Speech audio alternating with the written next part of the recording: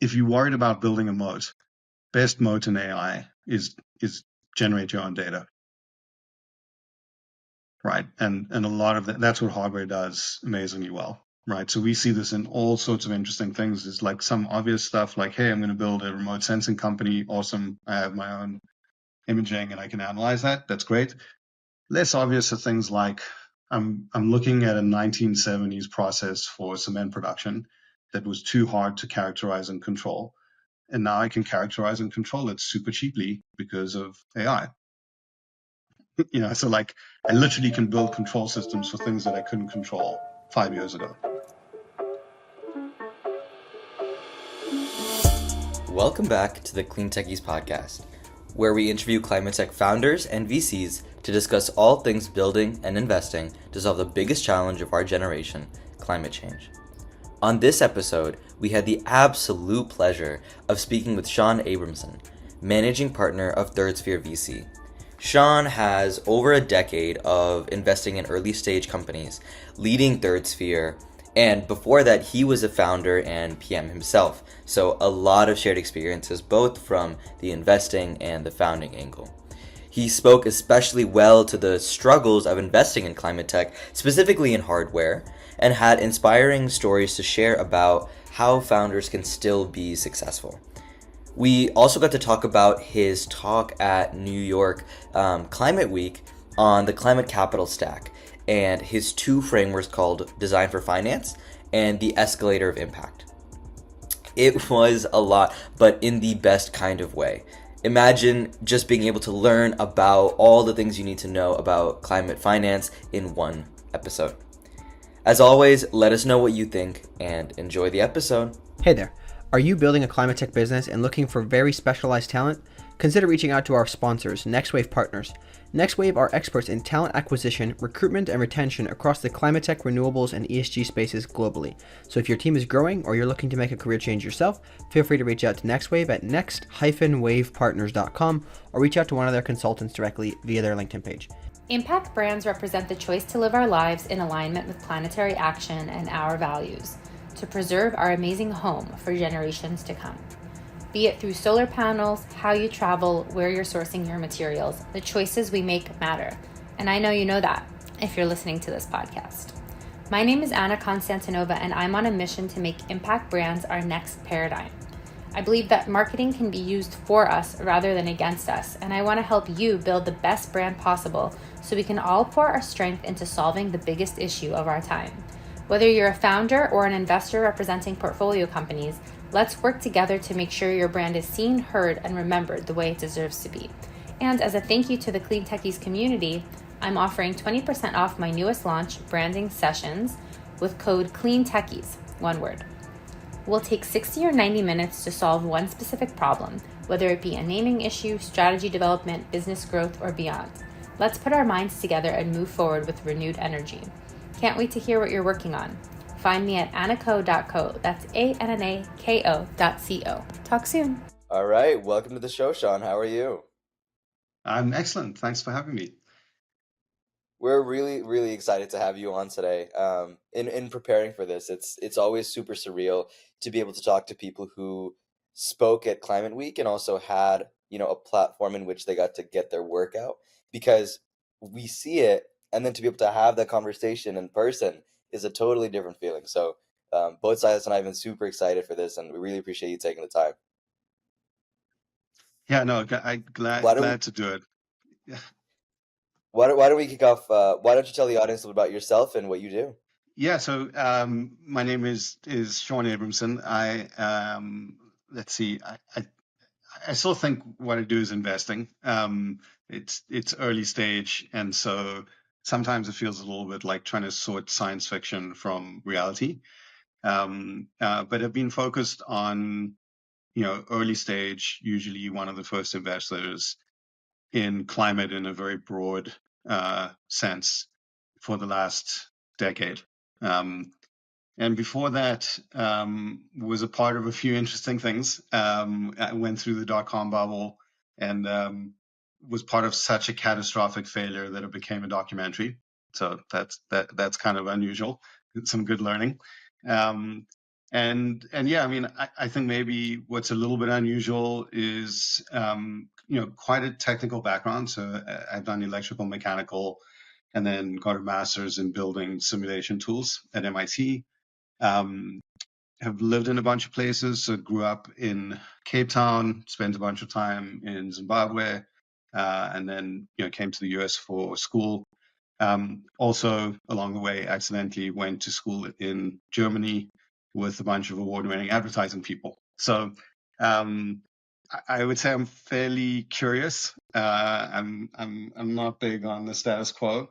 And yeah, maybe that's the relevant part. We'll see what comes across in the rest of the discussion. Did any part of that background for you, do you feel like any part of those resonate the most with your venture career now? Because obviously there's a lot of synergies that aren't necessarily venture, but do a lot of good for you. Yeah, so I mean, I think there's maybe two things, and we'll probably touch on this in different ways. The one is like, I think engineering teaches you to think in a specific way, and building models for engineering takes that a little bit further. And so, sort of looking at the world from first principles and building very simple, they don't have to be complex things, but just sort of figuring out a narrative with numbers. Like I can't do stuff in my head. I'm somewhat dyslexic. And so I like to put stuff in spreadsheets and just ask basic questions. So if someone says, we will be, reusing most of our clothing within 10 years, you can sort of model that out very quickly and look at what that means. And if you actually think it's believable. So I think that's useful. We do a lot of very simple models. And then I think the other thing, which is, I just didn't realize how different the skill was. But when you meet award-winning media and advertising people, they have a profoundly different way of looking at the world. It's mostly like, how do people behave? What are people actually thinking? What are they actually going to do? And I think engineers are like super naive about that. Like we spend too much time with things and not enough time with people. And so generally I find, like myself included, quite naive. And so I think in climate, it's particularly challenging because there's a lot of social pressure to say the right things. But then when you get into it, the cost of doing the right thing usually means people don't do it. I think not everyone is willing to be real about that fact, which is when you're a thought leader within climate, when you're managing capital within climate, you're balancing not only returns, but pressures that will come with that impact. Could you talk about a time where you tangibly felt like you were pulled in two different directions between what was good for the fund and what pressures were associated with climate? Yeah, I mean, I think the most recent sort of recurring theme is voluntary carbon markets, right? So I think there is ultimately an essential need for carbon removal. I think that currently is just not a business model because I don't think that the way the market evolved can be trusted. I mean, that's not just based on reading. We started to write that up 2 years ago. And the reason I think we believe that is if you spend time with people who trade things, right, especially in the financial world, they have a bunch of different incentives. And so as soon as you start to talk about market and a new asset class, you got a bunch of adverse behavior. You got people making junk, and you got people who want to trade the junk for fees. And those are terrible, terrible things. And so, there's pressure because I think on the one hand, you want to get behind that and support that. You want to support the founders that are building carbon removal. You want to support the people building the market. But it felt like from the beginning, it was destined to be, a bunch of adverse and sort of, outcomes and bad behavior. Just the incentives are wrong. And so that's a challenge. It's hard to go to LPs and say, yeah, I know you're excited about carbon removal. We just don't think there's a business model. And they're very, very smart people saying exactly the opposite. No, I think that's definitely and a lot of the transferability within the new credits within the IRA is kind of brought that again to the forefront, which is what are you buying and what do those things actually stand for? So I think it's an incredibly relevant topic. Yeah, I mean, I think it's the complexity. The main difference, I think, from doing so, I did like 7 years of just general sort of no specific thesis, early stage investing as an angel investor. It's nice and simple, right? You can focus on the team. You convince yourself there's a massive market. Some exposure to large upside, some pathway to grow quickly. It's not that it's not I mean, it isn't that complicated, especially early on, right? I mean, I think as you get into growth stage, there's a little bit more quant, there's a little bit more competitive stuff to figure out. It's not that hard. Like if you enjoy it and you like tech and you enjoy meeting the people building stuff, it wasn't hard. What makes climate like outrageously hard is the customer signal, right? Like just trying to figure out like what is the gap between a thing that people should do versus what they actually will end up doing. And it's really easy if you care a lot about climate to fall into the hole of should do versus will actually do. Do you think there's been times as an investor, just to double tap on that, because I think that's really, really relevant here. Do you think there's been a trend in where bad signals come from? Are you noticing that over time you've been able to train yourself against bad signals on climate? And what are those? Yeah, so I think you can constantly sort of play a game of listening for what you think reality is, right? So I'll give you a simple example. Very unpopular opinion is we should go back 15 to 20 years and thank Chinese policymakers for current progress in climate. Like we collectively, everyone who cares about climate, should seek them out and say thank you. Because there's no other way to account for the fact that 80% of batteries in solar and wind come from China. And we can get into why that is, but like a big part of it was just a top-down Communist Party decision to do that stuff. Now, don't get me wrong. I'm like not in a hurry to go and endorse or live in China. Like there's lots of issues.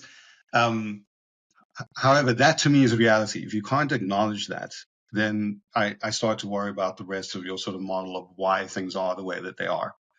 So there's a lot of those things that you can, if someone says to me, hey, I think the world changed because people want to save the planet, like I'm immediately worried. Like you've lost me. I think generationally there's some people who could say that. They tend to be wealthier. So it tends to be a small percentage of the universe. I think people are nervous about what climate means, but not necessarily prone to do pro-social stuff. And I know that may sound cynical. I just think that like it's the same for me as thinking about early adopters in tech. If you look at any new thing, those things really look silly, and a rational person is not going to adopt them. Like the first iPhone was that. It's like, what are you going to do with a big screen with no keyboard? It's really silly, right? But if you're the person that wants to be first, go ahead. But then comes the hard part of figuring out, okay, how do you go beyond that? And so, yeah, I mean, other signals that are interesting. I think it was useful to be deeply skeptical about fossil fuels. So I think that there are some people in the fossil fuel industry who legitimately see that they need to play a constructive role, and they probably can. I think it's really difficult in the history of large influential corporations. What they tend to do is cross a threshold of power where they really just want to keep power. And then you kind of need a model for like, what are the limits of what these people will do to keep power? And I would say there probably are no limits. Right. And so then you have to ask yourself, when people say things like it's hard to decarbonize, or how are we still talking about EV range, or how are we talking about, relative use of a lot of materials for electric vehicles relative to current vehicles? Like a lot of that stuff is just funded by incumbents.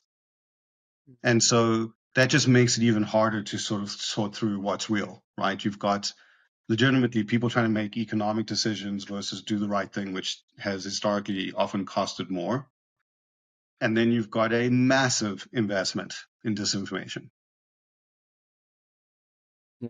This is interesting. I mean, I really think, we've had over 130 episodes, and I don't think anybody said it as willing to just say it. Listen, there is no clear way. There's some things that might seem very convoluted because, like in the case of China, right? Like it is, we have a lot to thank them for, and there's also many other cases where you look at the oil and gas companies and majors doing things to actually.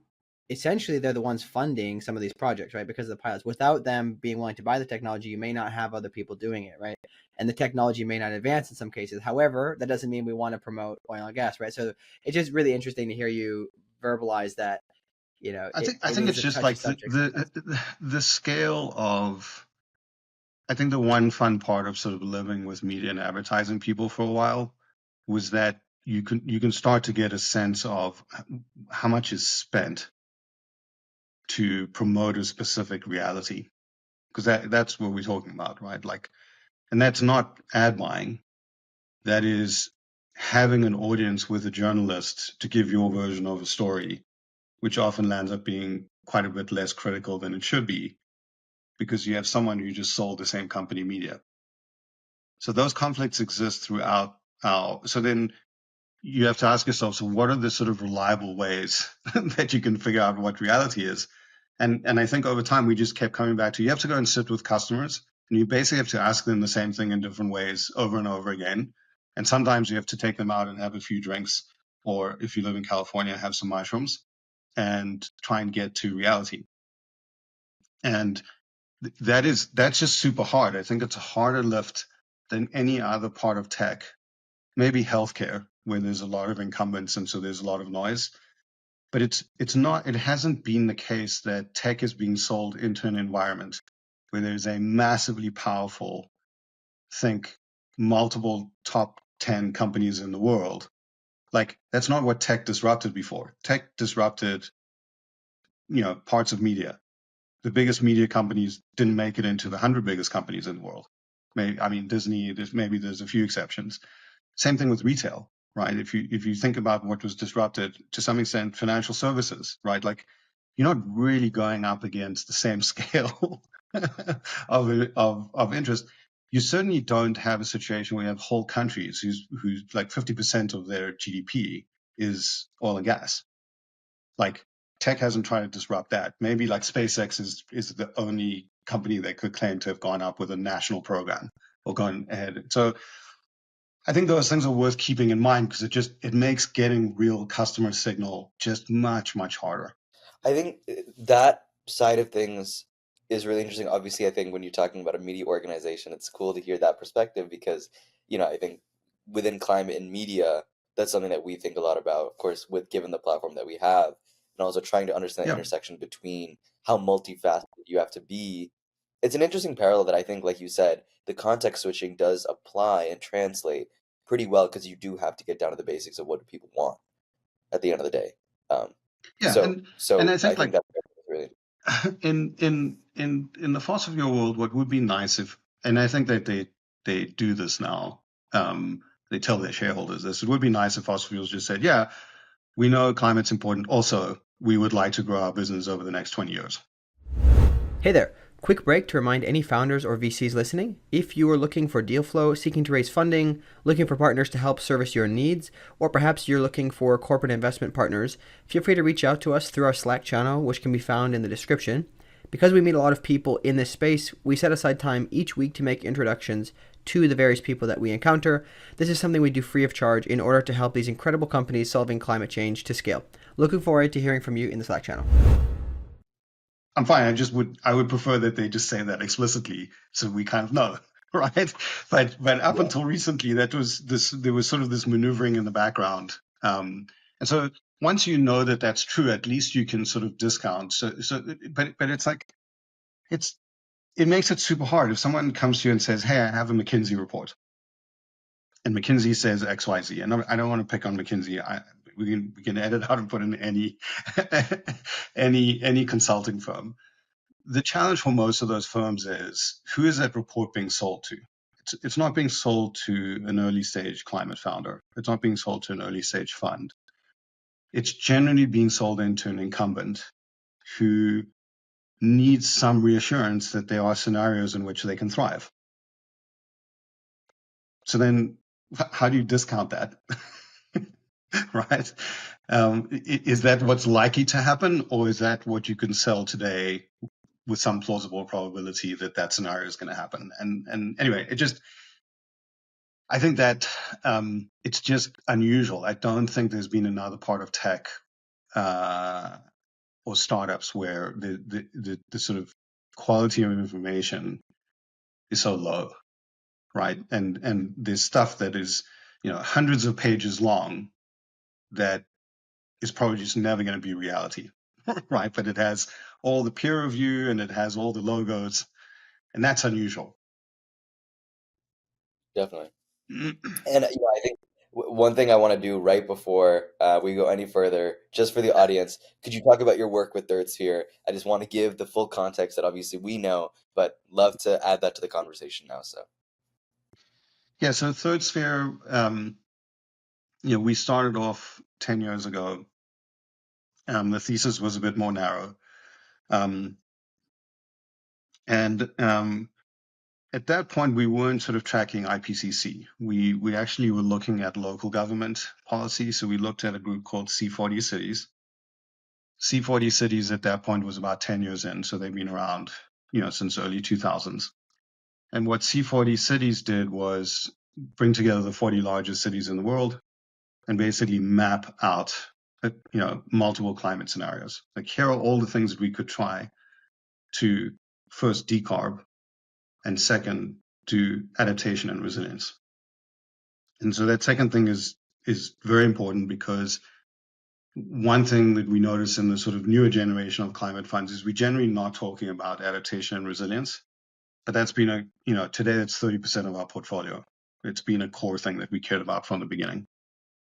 And it informs decarb in different ways. So at a very, very simplistic level, when people talk about things like levelized costs of energy, we look at that and we say, well, that's interesting, because you're assuming that the grid reliability stays the same.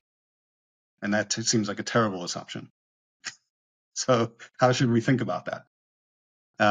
So it's been helpful to have both of those things. We didn't, just to be clear, like, we literally took the sort of policy framework from C40 Cities. We did sort of copy pasta into like our framework, and we're like, let's see if we can turn this into an investment approach. We avoided a few things. So we said, we don't know much about the grid. We don't know much about generation. It seems like that sort of industrial policy level stuff. So we're going to stay away from that. We probably can't match the expertise and the capital. So we really did do sort of a search for, decarb buildings, decarb transportation, touched on a little bit of industrial, and then adaptation resilience. We weren't early on very sure how to think about land use, so we came back to that later. Maybe a few unusual things.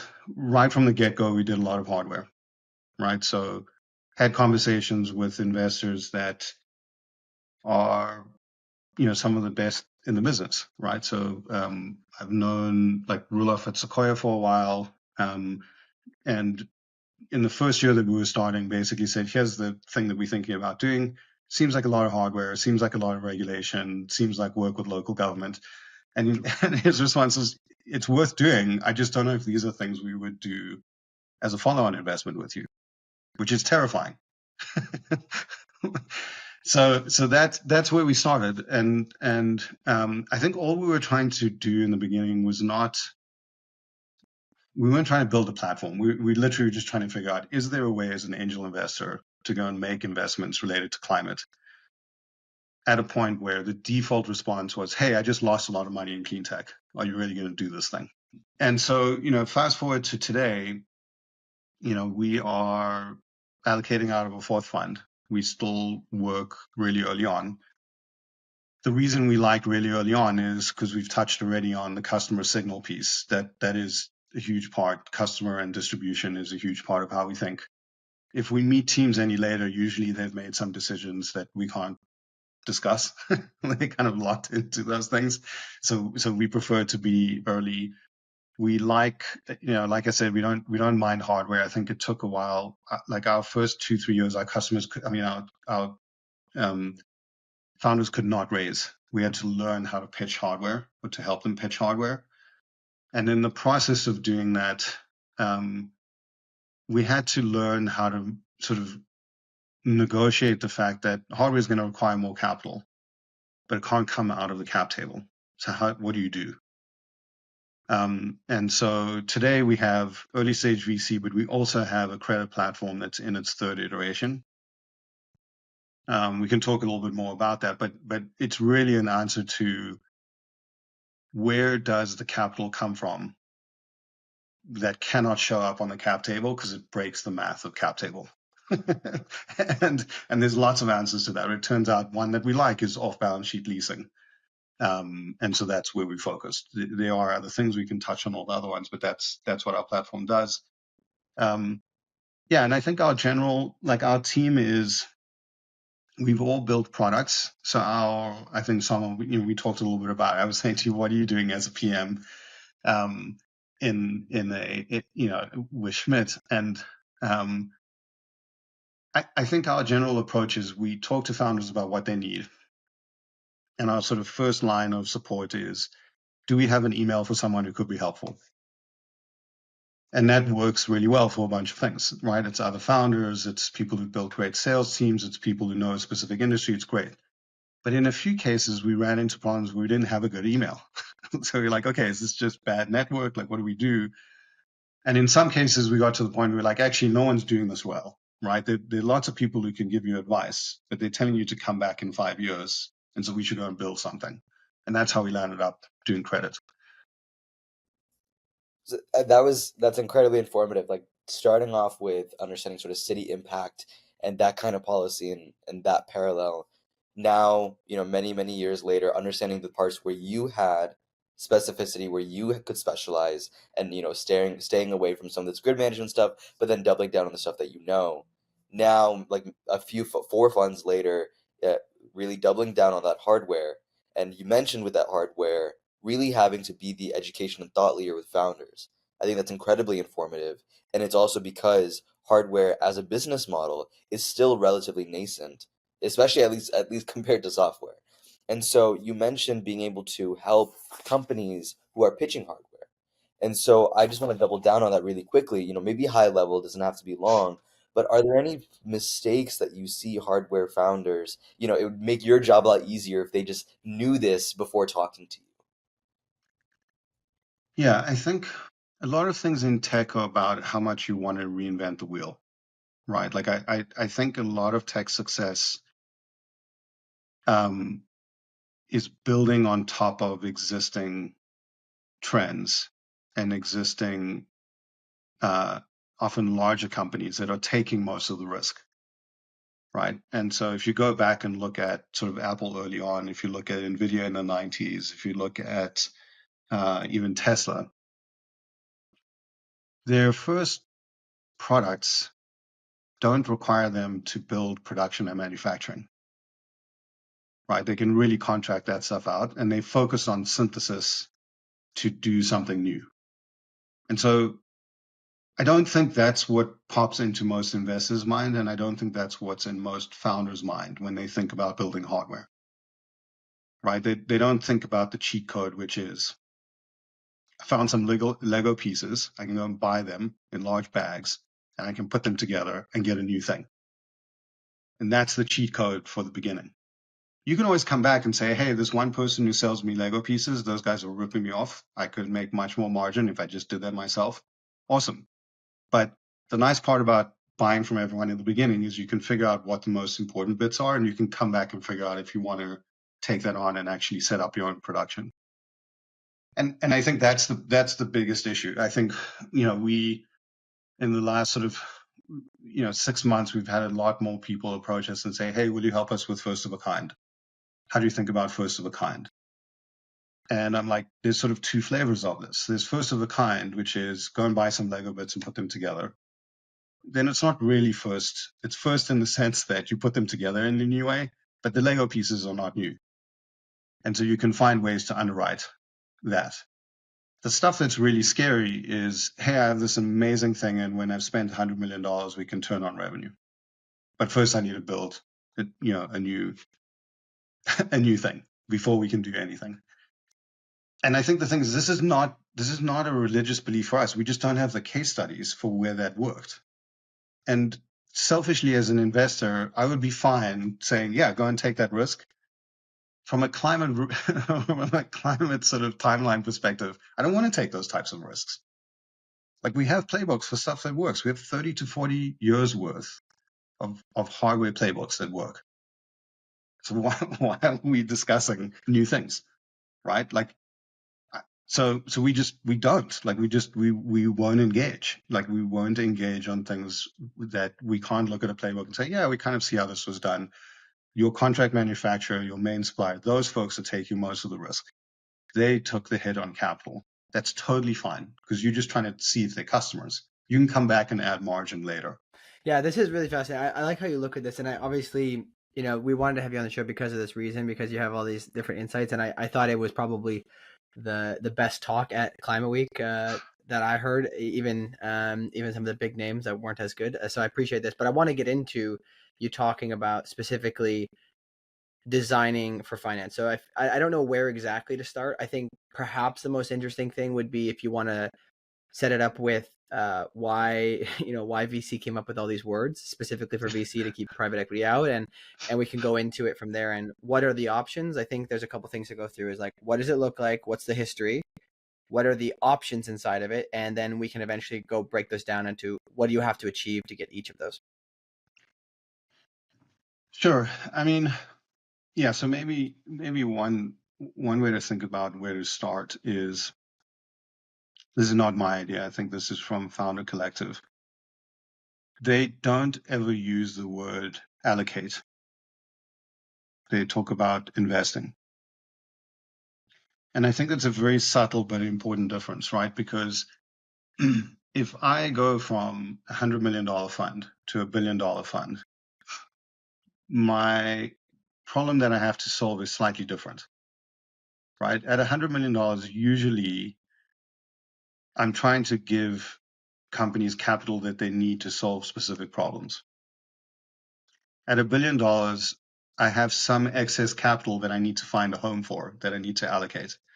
And there's a point at which that flips, right? And we can argue about where that is, like by fund size or by round. But again, if you look historically at companies that got to the public market, some of the biggest companies in the world didn't raise more than $100 million before they IPO'd. And so the sort of argument was, well, we can stay private for longer, and here's all these things. And it's like, literally, I think my take anyway is, this is just folks trying to harvest fees, right? You just more AUM, more fees, everyone's happy, except you've flipped from being well aligned with founders and trying to just get the capital that you need to grow. And you now suddenly are allocating where you have to find a way to get $100 million onto a single cap table just for your fund. Okay, so that's the backdrop, and that's important because we could not have this discussion 18 months ago. The way that you designed didn't matter because there was infinite capital that you could eventually put on your cap table. I mean, there really was. Like, we're talking about companies that raised billions of dollars. That's like completely unprecedented, right? It's 10x, really is 10x more than what was raised by currently the 10 biggest companies in the world. They're mostly tech companies. They didn't raise that kind of money. And so, what we were trying to figure out was actually not, we were like, hey, building a hardware company is hard. There's just fewer investors, there's less capital. So that was our motivation to go and figure out, like, how do you get other capital into these companies? And so we sort of mapped out, and again, like, this is not new, but I think we just spent more time saying, assuming it's harder to raise equity, what are the other sources, right? So you can get offtake agreements from customers. You can get deposits from customers. By the way, if these things sound familiar, like Tesla did this right at the beginning for the Roadster. They did $100 million in deposits. $100 million. That's capital formation. I don't care. Like, that's amazing, right? But also, by the way, if you were a little bit unsure about product market fit, man, is that great signal. Like if you can't get someone to put down $50,000, then maybe you're not selling the right thing.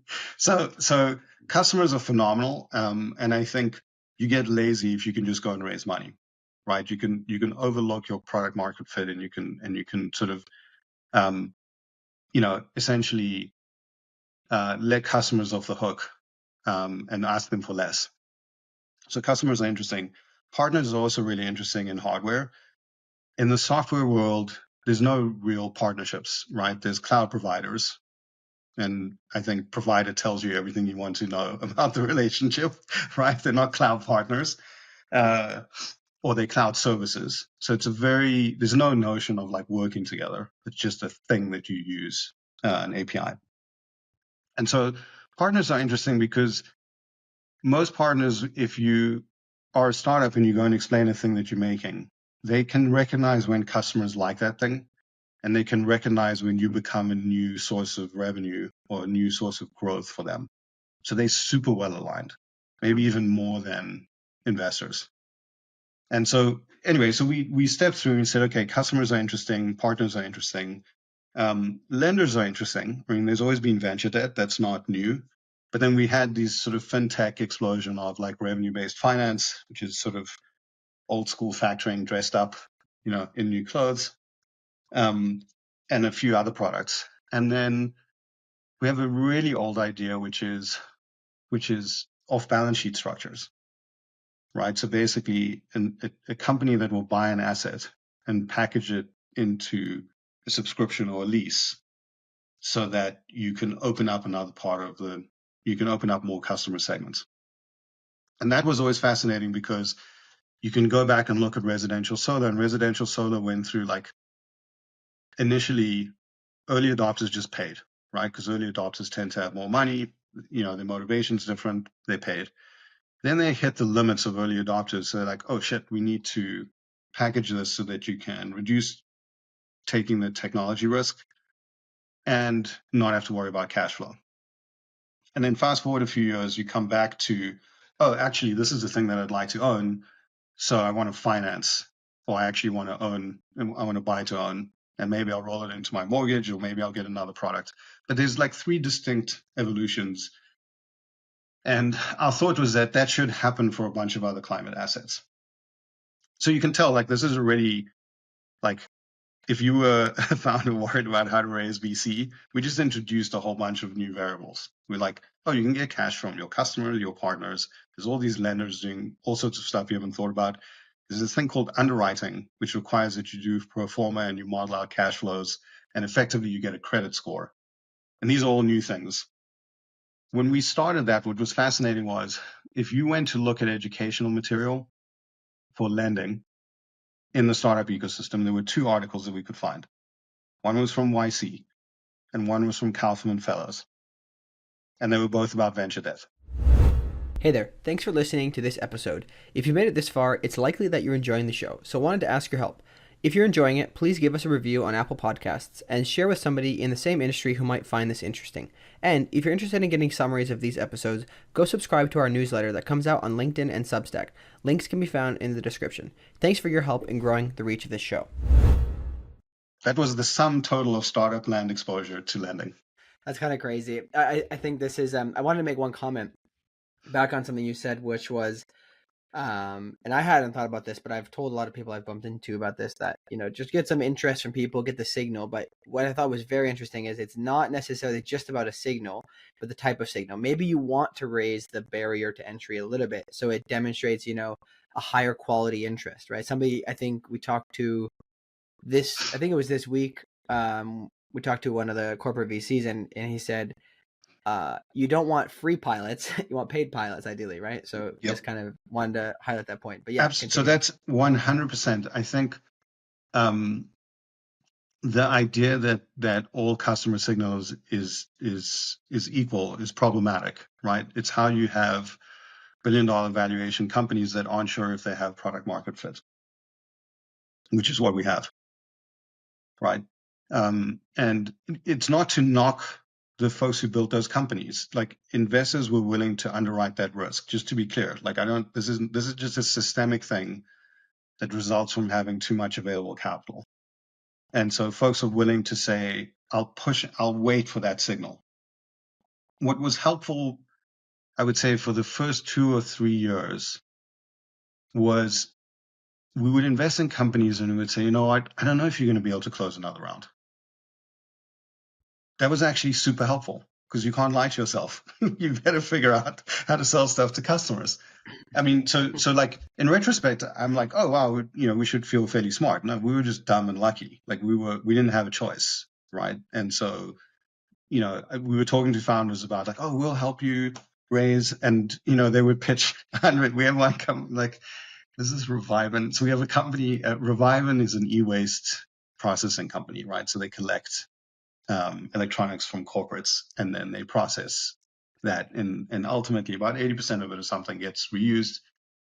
Business grows 2 to 3x every year since we invested. It's amazing, but it was brutal. Like they raised, I think, like 25K. We put in money, and then it was like crickets. They just could not raise a dime. And so, yeah, I think that that reality just forces you to go more aggressively and make sure that there's a willingness to pay. And offtakes, having an LOI is nice. Having a signed offtake agreement is a whole other thing. Well, one thing, just last thing I wanted to ask you is if you have examples. I know it's going to vary depending on the technology, but so just to try to make it very, very clear, your point you're trying to make is you need to qualify the market interest, right? Because you might just have super early adopters, but they may not be valuable. So do you have examples or maybe a framework that anybody building hardware can use to qualify the market interest to make sure it's actually valuable, right, for the long haul? Yeah, I think that there's you can go a surprising distance with sort of a lab demonstrator and a techno-economic model, like a good techno-economic model, where you can sort of show a customer your assumptions and they can say things like, if you hit this thing, we will pay X amount. So that's a threshold that we generally try to hit with most of our companies, is like the more specific you can get on if this, then that. So the if might be, better, faster, cheaper, but some version of better, faster, cheaper, some combination sometimes. Just going through the exercise of having an LOI and having someone sign it is useful, because it says that you at least directionally are going to the right place. And then going the next step from there, like if you can go from an LOI to someone saying like, I will sign a contract, like this contract is clearly conditional on you delivering these things, but I'll sign a contract. And it looks a little bit like what the defense industry does, right? It's like they have massive programs, right? Like that, they may have a demonstrator, they haven't built fighter jets. You're assuming that they can hit certain things and then the program will work. So again, I don't think this is new. I think we just used a different framework because we were doing software for so long. And so you could afford to have a lighter touch or lighter sort of signal gathering, because then you very soon had a product. And then in a lot of cases, you had an enterprise sales team who, if they were good, could actually overcome any gaps in your product market fit, right? Like a really good sales team could still convince a customer that they needed to pay a premium for a thing that maybe they didn't really need. It's harder to do that for hardware, right? I think I think software sales became really specialized. I think some of the decision making, there's maybe less pressure. There's less risk in sort of buying something that you're then going to use in your production. So you have a revenue dependency, which is often the case in hardware, right? Like you're not doing a sideline thing. If your thing fails, revenue is at risk. So you have different decision making. And it's, again, not to say software is not important. It's just that like the difference between software that's working 100% versus software that's working 80% is some people get annoyed. The difference between hardware working at 80% very often is revenue loss.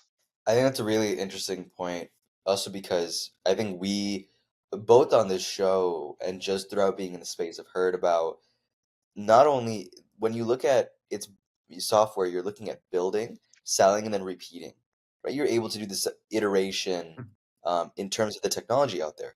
But hardware, you build, sell, and then replace.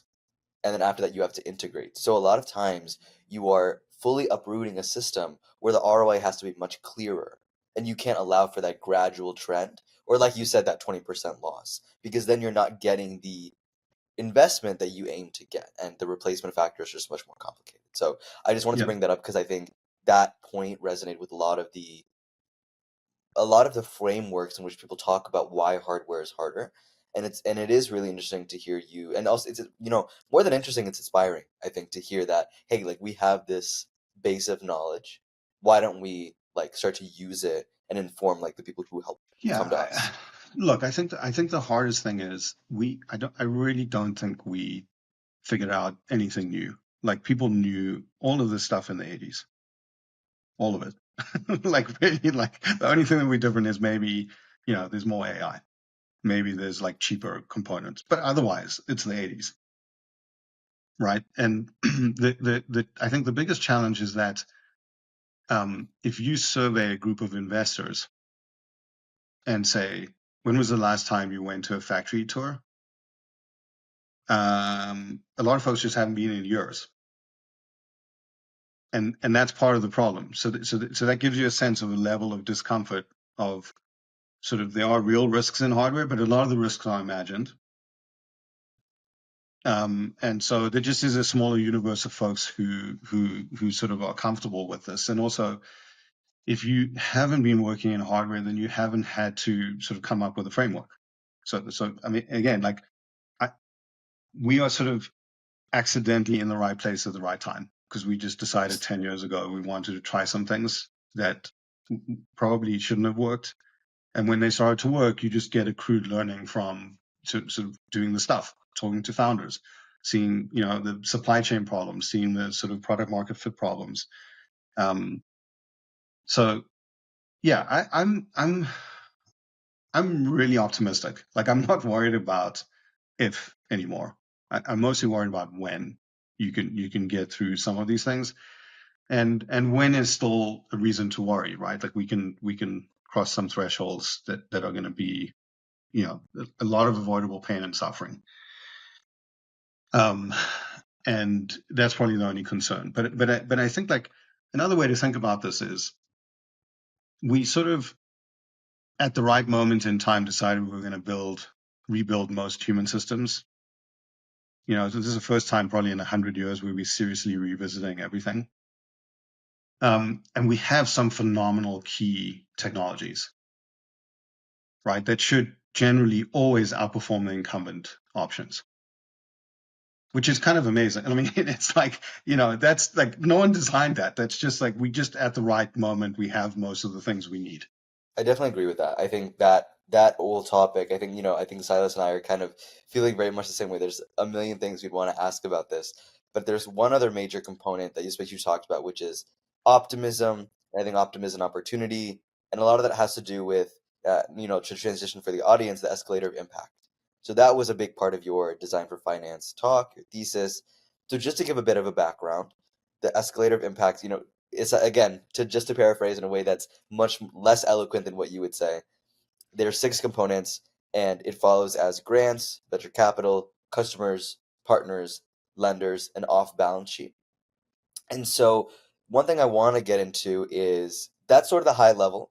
And, for the audience, especially, please feel free to look this up on your own. If you look up, the escalator of impact, third sphere, I think you should be able to find it. It's from Shaun's topic and talk from Climate Week. The thing I wanted to ask you is, of these segments, which one is the least understood or utilized? Yeah, so I mean, I can probably just step through them and maybe talk about, the status of each. Like, so I think, like, generally folks are doing a good job on customer discovery. Like, I think what we're talking about is, it's a little bit of a refinement to say, you can maybe push a bit more and try and get more commitments from customers. There's certainly folks in software who do that. So I think customers is done relatively well. It's sort of an incremental thing. I think partners, we're relearning how to do it, right? The folks who've worked with partners very well, the folks coming out of places like, Apple and SpaceX and Tesla, that there are places where people have worked really well with partners. I think the corporate VC world is also super helpful because I think in a pure software world, their role is not as interesting. They're sort of second-tier citizens in that world. But in the physical world, they really do bring a lot. I mean, I would argue they are better than financial investors because they can bring terms, they can bring expertise, and things like that. So I would say in that case, like the startup ecosystem may not be that good, but the corporate VCs that are doing this are phenomenal. And so I'm not that worried about it. I think it's happening, and I think in a lot of cases we're just trying to keep up.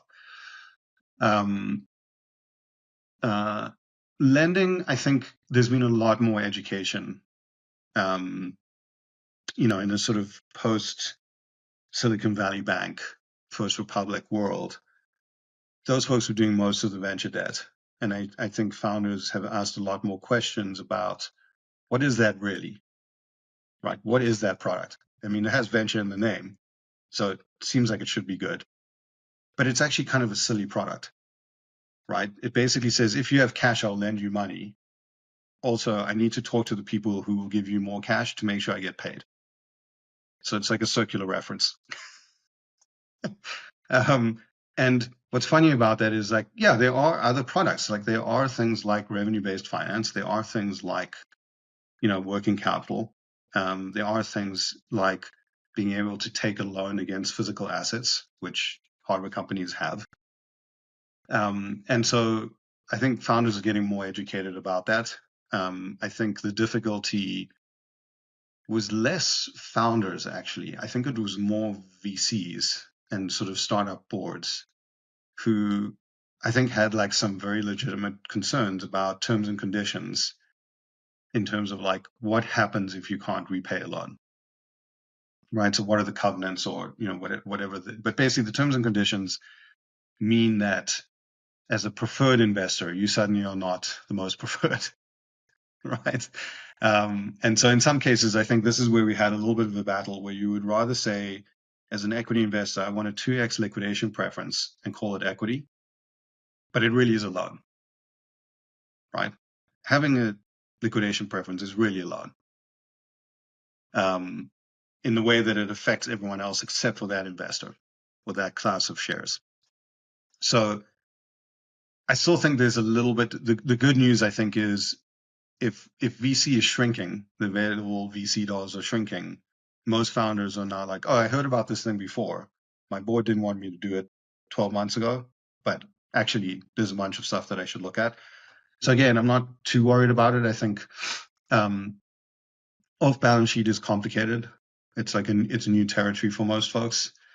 I think we have struggled to figure out how to pitch it, frankly. I think we finally got to the point where I think it's a little bit misleading to call it credit or lending. What it really is a distribution partnership, right? Where you have a new entity that buys assets, that has a relationship with the startup and repackages those assets for customers. You don't actually need to touch the capital markets as a founder. You just need to agree to the terms and conditions of having that particular distribution partner. So I think that may be the hack to make that easier. But I think part of the struggle, at least for us, was we were just explaining it in a not very smart way, right? We kept talking about it, and it's like that's actually not what it is. And so you end up having these sort of convoluted conversations about, well, there's like first loss, and then there's a lender, and there's credit boxes, and then all these things, and founders' eyes have rolled into their head already, and they're like, I don't want this. Like, seems too hard. So I'd say like off balance sheet is probably the least understood, but I think it's getting packaged differently. And then grants, I think, are like hit or miss, right? Like if we go across our portfolio, some folks do it well. Some folks don't even apply for grants.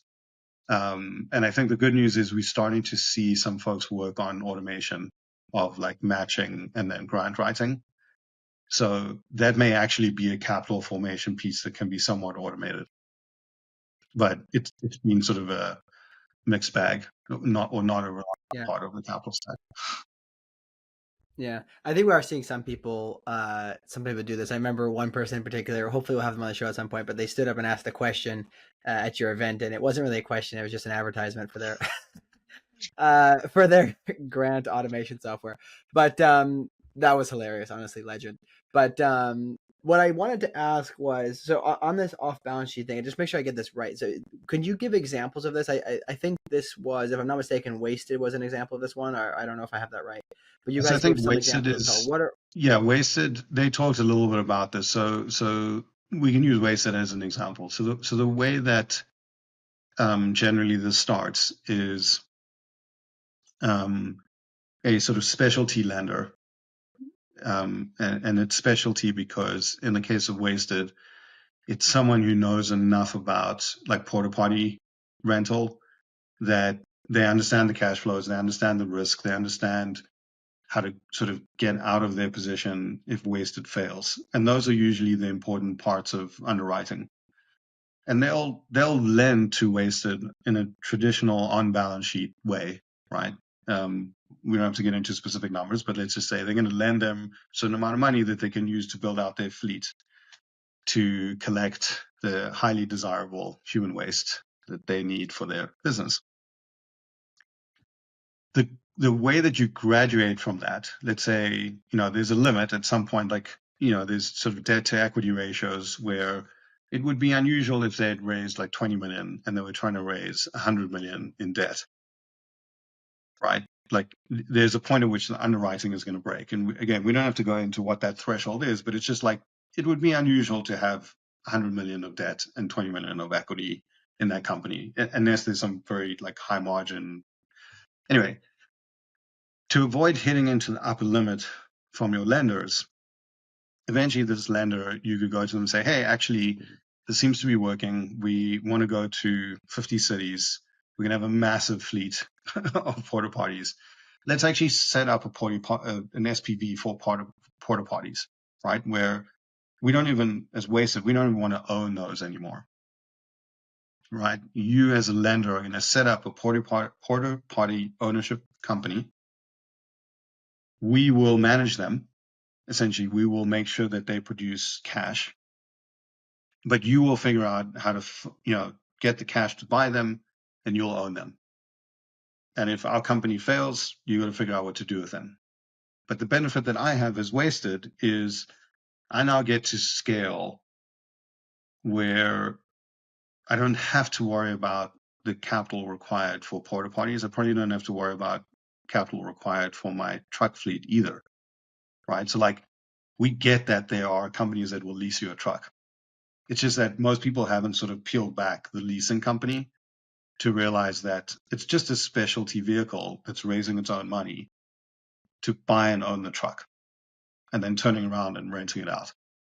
So we just think you can do that over and over again. And that is effectively buy now, pay later for finance, for climate, right? It's a magic trick that founders probably don't have to figure out, but someone needs to figure out. Like they need to figure out that this is actually a new product for their customers. The day that I can show up and say, as Wasted, I don't have to buy porta potties so I can run a service. I can go to my customers and just say, hey, there's no sign up. We'll start tomorrow. Like there's no upfront fee. There's nothing. I can, as soon as I'm ready, sign a contract, go to my leasing company, tell them I need, 20 new porta potties, and off we go. And there's no capital markets interaction. Yeah. Okay. I mean, that's really interesting because if they can focus on that, there's so much more. You could talk about mental energy, right? They can focus on just doing the scaling rather than constantly worrying about the financing. But I can assume that as a kind of off the back of this, there will be, off the back of this growth of climate, there will be a lot of these related kind of technologies. People get comfortable with things, and then other people make connections where they maybe some of these financial lenders may not have any interest in climate per se, but they're like, oh, I can see that, like I can understand that, and then they're going to make vehicles. Right. So what would you describe for me as the perfect world, where there are a bunch of selfish people that just want to look at the returns and they're like, hell yes, I want to bring this climate asset into the world, and I don't even care what it is. Yeah. Like that's amazing. Then we've won. Yeah, I think it's going to be interesting to see that ecosystem develop on the back end, because people, like, again, we don't really think about necessarily some of the traditional infrastructure and hardware stuff so much anymore, because it's just like, it's kind of like, run of the mill normal stuff. People are used to it, right? It's pretty simple. But I know we have a lot of other things to get into, so I'm going to let someone take it. Yeah. Sorry. There's some really we could probably talk for 6 hours, but we'll move it over to keep our time. So we'll go on to insights if someone wants to go. No, definitely, and if anything, this means we're due for another episode. So just putting that out there, putting that into the universe. Sure. But I'd love to get into the insights part of our show. Again, this is a couple. Generally speaking, we'll probably throw 3 to 4 topics at you. Give like a 1 to 2 minute response, just high level, what you think is most important about them. I think this is our way of bringing in what the audience has been telling us they want to hear, and getting Yep. the incredibly intelligent people like you to answer on them. So I'll start off with, probably my favorite, which is the IRA. What I want to ask you is not necessarily about the IRA, but about its impact. How much do you think policy matters for startups? I think early on, not very much. I think we think of it as like, this is a tailwind that's going to let you scale faster. But I think they're usually, for the stuff that early stage founders are talking about, policymakers are not really thinking about it as much. I'm generalizing, but that's been what we've seen. I think what we worry about is confusion about customer signal, right? So coming back to like the early part of the conversation, it's like, it's easy to convince yourself sometimes that a rebate is going to be the thing that makes your business work, or that makes the economics work. And so we just pay attention to that, right? Like it's nice that those things exist, but we want to make sure that, there's more to the demand than, oh, it's just cheap for a while, or cheaper. And I think where maybe it does matter is if we're thinking about underwriting. So let's say we're looking at a new company that, I can't say the name because we didn't invest yet, so sorry. But they're in the textile waste space. They make reactors. The reactors are probably going to be a few $1 million. It would be nice if you could fairly quickly get to like an off-balance sheet vehicle and see if there are parts of the IRA that would be relevant, right? So, whether it's local manufacturing or, there's probably a part of the stack that will be relevant. What's hard about it is, for us to like understand the IRA in like the transferable tax equity piece, usually you're having, some pretty detailed discussions with lawyers. So it's interesting. Like we think about it from a off balance sheet. Like if you can make this work, it will basically make capital cheaper and you can do off balance sheet sooner. But it's a nice to have versus a prerequisite for us to make a decision. The next one I have for you is climate and AI. So 2 buzzwords, 2 very, very big things for investors nowadays. The thing I want to ask you is, how do you believe AI is impacting climate? Probably like 3 ways. I think the sort of obvious way in which it's impacting everything is like there's certain business functions that you can somewhat automate, right? And so we talked about grant automation, there's RFP automation, there's a lot of like sales, marketing, and other functions where if you invest a little bit of time, there's probably a big payoff in terms of, how quickly you can go. And from a startup burn perspective, like that's the win, is a smaller team can do more, and that's great. In looking sort of across climate, so those are sort of verticals. Looking across climate, if you think about sort of designing new products, design for manufacture, operations, inspections, maintenance, all of those things we're seeing, AI being used to automate. So like design is very interesting because it's like you're locking in most of your costs when you're making design decisions.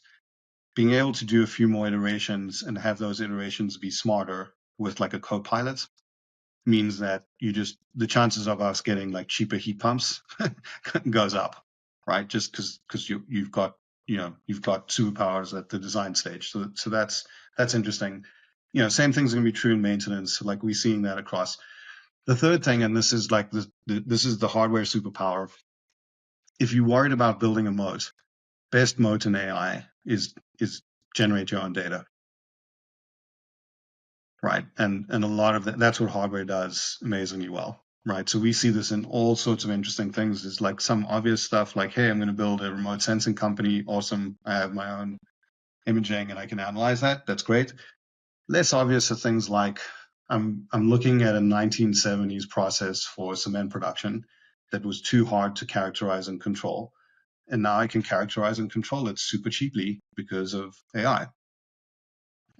So like I literally can build control systems for things that I couldn't control 5 years ago, which is wild. I'm writing down that exact thing, which is hardware to build an AI moat, a data moat. I think that's like I'm definitely going to be thinking about that after the show. I think that's a really, really interesting phenomenon because it's true. And I think a lot of people don't recognize the defensible position they're I creating. think that's Go ahead, Seth. that's one of the biggest arguments that people a lot of the time make with Tesla, right? Is because they have just purely more data, right, that they've collected, right, compared to all the other. Yeah, I mean, we could do a Tesla rabbit hole. I mean, when you think about software controlled chemical reactions, like I don't think most folks in the auto industry understood that's what they were up against. Right? They're like, oh, cell costs, et cetera, but like dynamically controlling the pack based on navigation, based on weather, based on a charging event, like it's just bonkers. It's like such a refined experience, but it is a function of you have all the data, right? You can change the behavior. Like software defined hardware is a thing. Having all that data to learn about your hardware and refine the experience, very tough to catch that, right? So I mean, we love stuff like that. I mean, I think that's the sort of secret weapon if you want to go head to head with incumbents. Really, really hard to build a culture around that. Really, really hard. The next, again, it pains me to move off this topic, but to get to the next insight, something that you're probably one of the best, if not like the best, especially given the way that you look at the iterations within hardware, commercializing your first hardware MVP is something that we've heard from founders is the biggest concern. And I think it's a two-edged sword because I think in the past you had a lot of people transitioning industries, looking at climate, thinking about, okay, how do we adapt technologies? But now, because of how big climate has gotten and how much news there is, there's a whole new wave of entrepreneurs who are getting into hardware who are not necessarily from the industry, not necessarily from hardware-centric industries. So there's a lot of questions circulating around how do you create a hardware MVP and how does it work? And so maybe given your experience, rather than asking that to you, can you share a story or maybe a general theme of successful stories about how companies have made their hardware MVPs and then scaled? Yeah, I'm trying to think. I mean, I think the tricky thing here is that $100 million piece of hardware, because there are things like that, is very different than $1,000 piece of hardware. And we have a very, very strong bias to the high volume, cheap things, right? So like, we didn't talk about this, but like a core belief for us is that we need learning curves to get better, faster, cheaper. And you can't have learning curves if you do things 100 times. You need to do things 1,000,000 times. So if you defined your market size and you said, okay, I think there's a 10 billion market opportunity and I'm making things that are $100 million at a time, you just don't get to do it enough times, right? Versus the team that's going to build a $10,000 thing and do it 1,000,000 times. So I'd say that as a starting point. I think there are, for the MVPs in the sort of sub $10,000, it's fairly straightforward, right? Like there's crowdfunding on the one side, which we don't see as much of, but there are ways to do it. There's suppliers who understand how to do it. There are people at Amazon who will do low volume launches. There's frameworks to do that size thing. And in the B2B world, there are equivalents, right? Like you can build out a pipeline and ship a 3D printed version. Like you don't need a sort of finished high volume product. Like there's lots of ways to hack the thing together. It's like, here's 80% of the stuff I bought from Home Depot, and we're just gonna 3D print this box and give it a nice screen, and we'll call it a product, and everyone's convinced. And I think that's like where that's interesting is that we come back to this sort of software defined, right? Where it's like a lot of the pieces you can just go and buy and assemble. and the magic is a control system, or the magic is the cloud service that it's attached to. And so what you're giving up usually is margin, right? You're probably charging too much and it's too little margin, but it's not, I don't think it's that difficult, right? Like I still think like relative to the customer signal, the customer signal is harder. Like not falling in love with your technology is actually quite hard. And like being honest about what customers want is quite hard. And then scaling from there, I think there are some sort of chicken and egg, like escalator of impact problems where it's like, I can't get working capital because I don't have the revenue history, right? But that's also changing, right? So Shopify will lend you based on performance. So you have a nice sort of product suite forming there. But that's still where a lot of teams get stuck is you kind of have to have enough customer signal that you can pre-sell stuff. That's how you manage cash flow early on. And then the partner piece becomes critical because one of the things that we expect, like if we see a pitch and there isn't a bill of materials with one thing that is just obviously more expensive, if the logo associated with that thing is not a partner that wants to be on the cap table, we have questions. Right? Like there should be a partner, that is like, hey, we really love this and we will help provide cash. We'll either provide terms as a supplier, we'll provide a loan, or we'll be on the cap table, or all of the above. So we think that the scaling is ultimately like, where do you have to answer the cash question.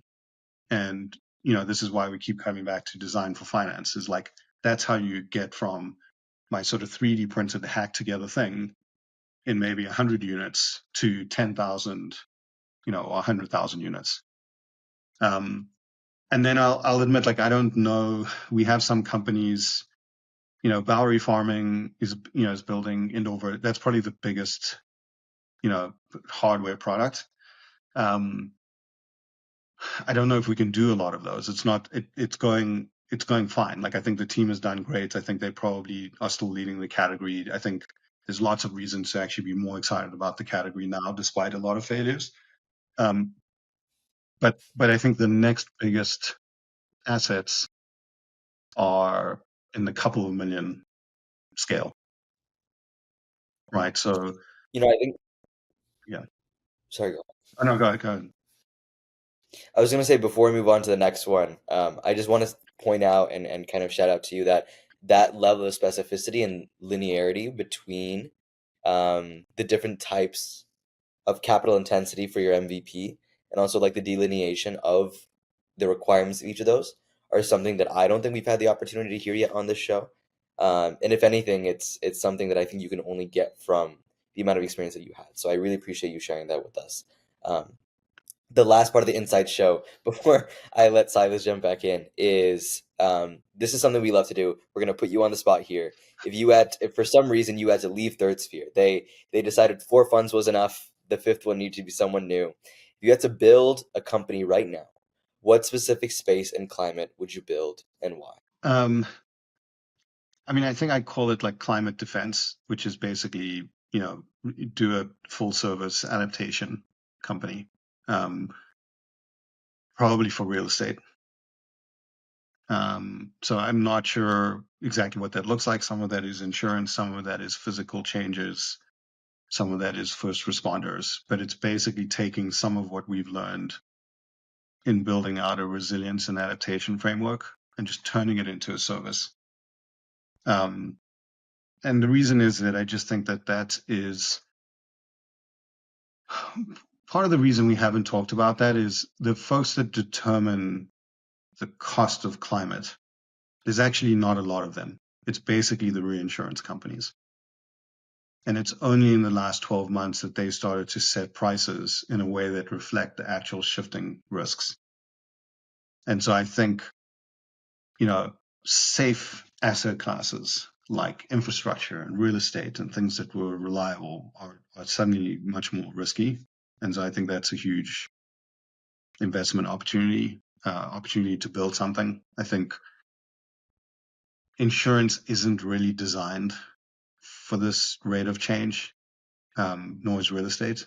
And so when you have, I think, two changes in things that have been relatively stable, that's a fun place to build. That's interesting. That's actually really, that's actually quite fascinating. I think this is something I was wondering, like, oh, I wonder why does anybody buy property in Miami right now, like, for example, right? But that's interesting. And I appreciate that. And I also like it because it's not necessarily, I mean, there's a lot of tech involved, but it could be somebody who's not an engineer or scientist could figure that out, right? I like that. Yeah, I mean, I think potentially like to understand exposure and model risk, there's potentially like some really interesting physical things that you could do, but also some really interesting risk modeling. Like I think if you can put those things together into an offering, they generally haven't really been combined at scale, and that's interesting. Yeah, yeah. No, I would just add, like, I think like probably the most needed thing, or the more needed thing we've struggled on the most, which is, I would say, biodiversity. So protecting non-human systems doesn't have a business model. It sounds like sort of crazy to say that aloud, but that's the biggest problem. It's not that I wouldn't want to build something. We just really haven't figured out what that looks like. But it's probably more necessary than any of the things that we discussed. Yeah, that is interesting. I have seen some people doing pretty interesting analysis around how to demonstrate the economic value to local governments, right? Because then they have an incentive, right? Because they're going to lose revenues if something goes south, right? So it's not necessarily a business, but it's more of a preventative measure. We can say, listen, the likelihood is going to be that you're going to cut your revenues by X amount if you don't, plant these mangroves or whatever, right?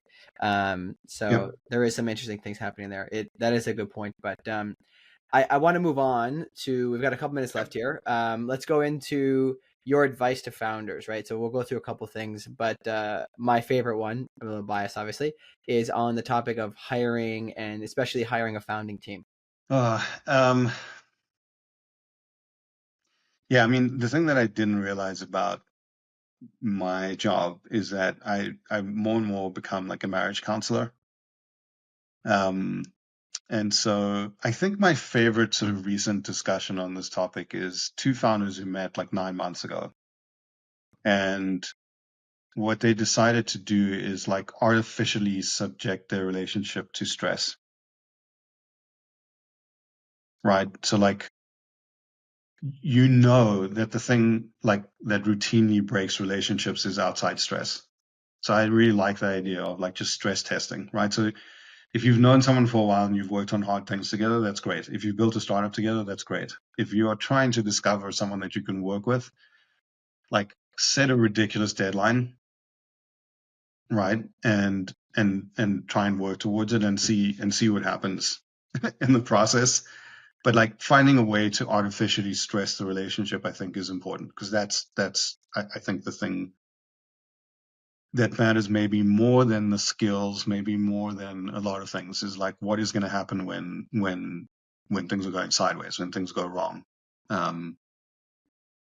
Yeah, So that's actually really fascinating because I've done some co-founder searches, and it's always really weird because it's like, hey, like, well, you're just gonna find somebody off the street. It's very unusual in most like kind of the tech world to go find a co-founder. You usually know somebody. You're like, hey, let's build this thing together. It's pretty natural. It's organic.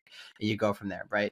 But in a lot of cases, you see quite a lot of venture studios just like kind of smashing people together, right? We got a scientist, we got an idea, we got a commercial guy. We're gonna, yeah, I mean, look, I make a think band. it's like, if you go through sort of your friends that are in relationships, like how did they meet? And then can you sort of backtest the relationships that work?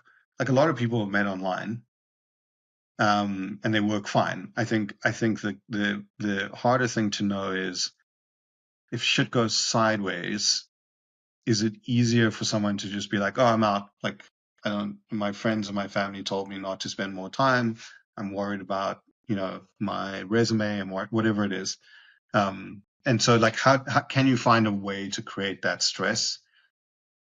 Because otherwise it's really hard to, that's the thing that I think you want to know most about the person or the people as co-founders. Yeah, no, I think that's really maybe not necessarily actionable, but at least give some people an idea. They got to think about it, right? On that, what are your thoughts or pieces of advice around? Let's say I think probably the most important thing I'm interested about is scaling. So people like any growth hacks in particular. I know you said you focus a lot on kind of smaller purchase items compared to massive machinery. So we can kind of focus on that. Any go to market pieces of advice? Yeah, I mean, I think the growth hack for us is generally we're looking at like techno-economic models where you get to do something over and over again enough times, right? And 100 times is not enough, right? Plausibly, you need to be able to do something 10,000 or 100,000 times. And so I think, it's the biggest scaling hack in hardware is techno-economic learning curves. Like that's the winner. That's the network effect of hardware. Other hacks, I think, as you scale, and we've talked a little bit about things like off balance sheet and non-dilutive. Like if you can use those things well, you don't need to raise cap table or like equity. But yeah, I mean, most of the stuff that we do, I think there's like, I don't know if we have a great sort of repeatable set of insights around distribution. It's like putting things into the physical world. Maybe the only other thing is like limiting soft costs and customization, right? So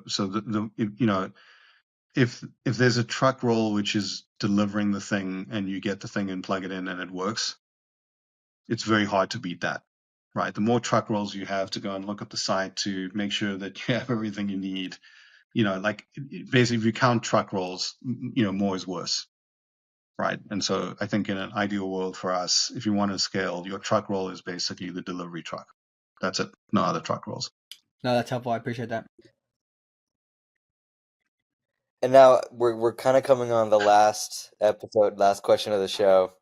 So I want to ask something that I think is, even though it's the last question, I think it might be one of the most insightful portions, which is, there's a lot of people who are thinking about transitioning not just from the founding side, from the investment side to being new fund managers in climate and thinking about it.